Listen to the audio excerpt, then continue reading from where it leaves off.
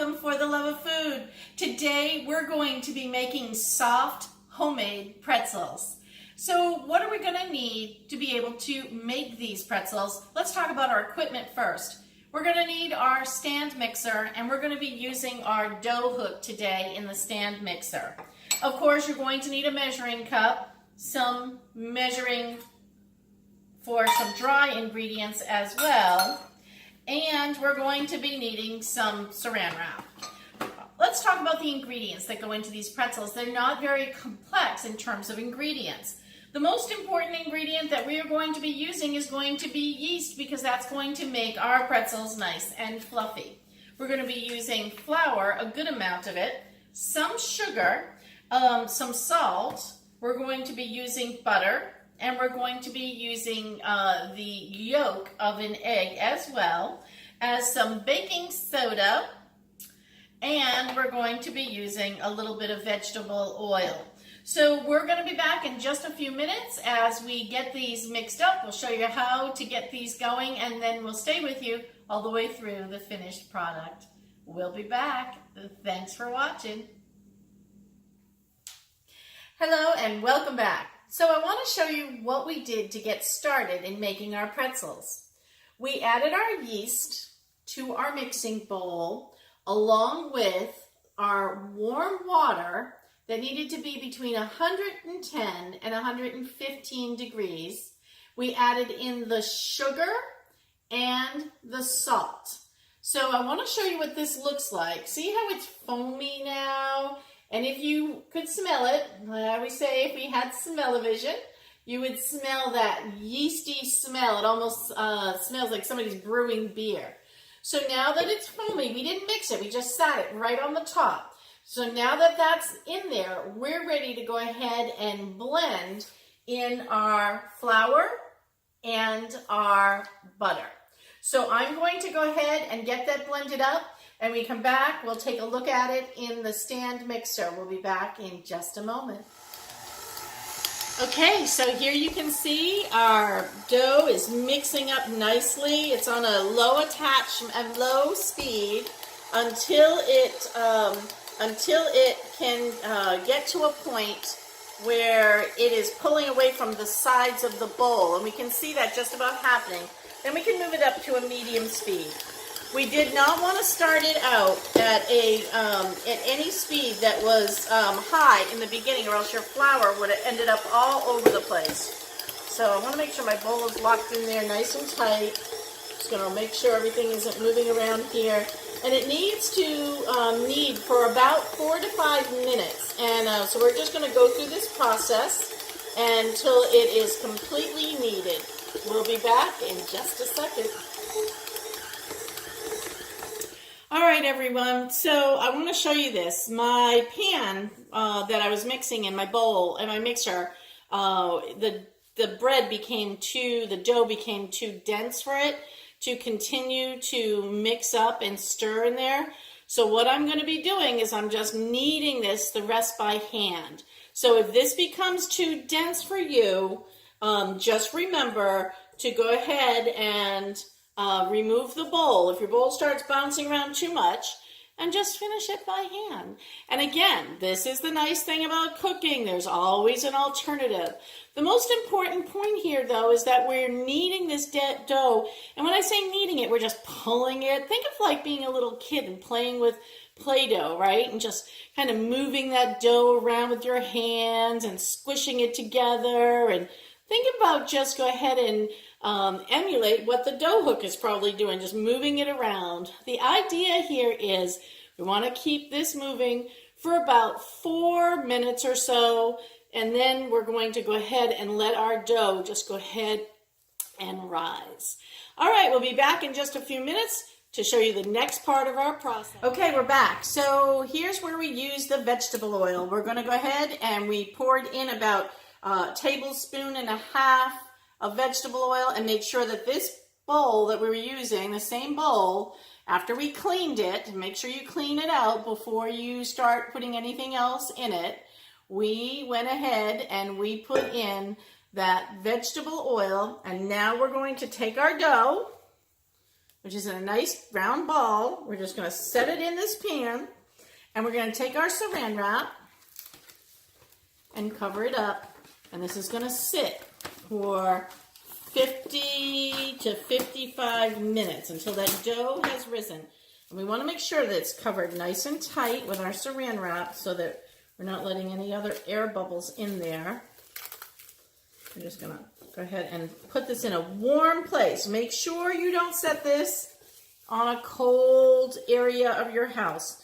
So just in any regular warm place. As you can tell, we're getting a little bit of sun coming in here as the sun is setting today. So what I'm going to do is make sure that this just sits in a nice sunny spot, not where it's getting the cold air. And we'll be back in about 55 minutes to start working with our pretzels. Welcome back for the love of food. So here we're going to be uncovering our dough, taking a look at what we've got here, and it has doubled itself in size. So we're going to go ahead and we're just going to take that dough and we're going to divide it into some equal parts here so that we can work with it. So I'm going to just take a large knife and come through and just cut it into some pieces. Let's go 1, 2, 3. We'll go 1, 2, 3. And then what we're going to do is we're going to cut them down one more time because I don't want these pretzels to be huge. I'm going to try and do sticks and see how that works out because I've never made the big crisscrossy ones before. So I'm going to try the stick ones and see if that will work out a little bit better for the way I want to cook them. So I've divided them all into these little pieces. I'm just going to set some of these aside back onto my plastic wrap over here, so that I have some room to work. All right, I can work with these. So let's start with a small one.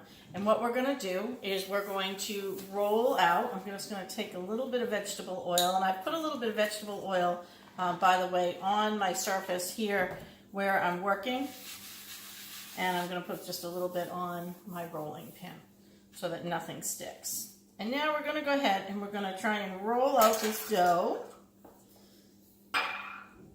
so that we have something to work with. And we're going to form this dough the way that we want to form it. So I was going to do sticks. So what I've done is I've flattened it out. I'm going to make these little sticks out of them. And there we go, like a little cigar shape so that you can see. Let's see if I can do another one. Just going to flatten it out a little bit so that I can work with it. My pin. And then I'm going to just take it and roll it with my hands. And there's stick number 2. I'm trying to keep them as even as I can. And we're going to be dropping these into some boiling water that has been prepped with some baking soda. So I'll put the exact amounts that I used on the recipe for you on the website, but for right now, let's go ahead and this one's going to be a little bit bigger, so I'm just going to chop off the end of it. You can add that to another one. I'm going to try and keep these consistent in their shape, and the reason for that is not just so that they'll look good, but we're also going to be baking them, and we want them to bake at the approximate same time, because we don't want some to be done and others to be doughy. So I'm just going to keep working with these until I think that they're all about the same size. Then we'll drop them in the water one by one. And when I have them in the water for 30 seconds, we'll be pulling them back out. And what we'll do then is we'll put them onto some baking pans that we have here that we've brushed with olive oil. And we'll be baking them for 8 to 12 minutes. So let's just do some more. And we're just going to place them here just as for a place to put them for right now, before we drop them in the water and pull them back out. When we pull them back out of the water, that's when we're going to be adding the egg wash to the top of them, and then be putting the salt on the top. So if you're somebody who doesn't want to have a salted pretzel, you wanted to try some cinnamon stick pretzels, you could do those too. And that could work out very nicely. Process of getting these into the water. So I'm going to go ahead and I'm going to bring the camera over. It says with a large spatula to go ahead and put these right into the water for 30 seconds each. So I'm just going to use my spatula, one at a time in the water for 30 seconds. All right. So let's do kitchen timer. Let's do 25 now because we've already done them for about 5 seconds. We'll wait for that to come out and we'll put that one down on the tray and then we'll go to our next one. And I think the trick is going to be just don't get them mixed up 1 to 1. 8, 7, 6, 5, 4, 3, 2, and 1. All right, and I want to talk about this process of dipping those into the water like you were watching me do and kind of what it did to the pretzels. What it did on the outside of each pretzel, it feels a little sticky. Kind of like thinking like how the outside of a pretzel almost has a coating on it. That's what that baking soda actually did. So now we're going to just take a little bit of our egg wash and dip it on the top of our pretzel. This is going to make it nice and brown. We can do a little bit on the sides too, but really the reason we're doing this is so that we can put some salt on these and make the salt stick to them, right? So we get our egg wash on there. I'm going to try not to spill it all over my pan, but I'm not that neat. And as you can see, they're not perfect, nor should they be. I'm not a professional chef. I don't profess to be one. What I really like to do is taste different flavors, try different experiments with food. And like I said, you can put as much or as little salt on these as you would like and get them to stick. We're going to bake these in the, well, that one has a lot of salt by accident. We're going to bake these for 8 to 12 minutes.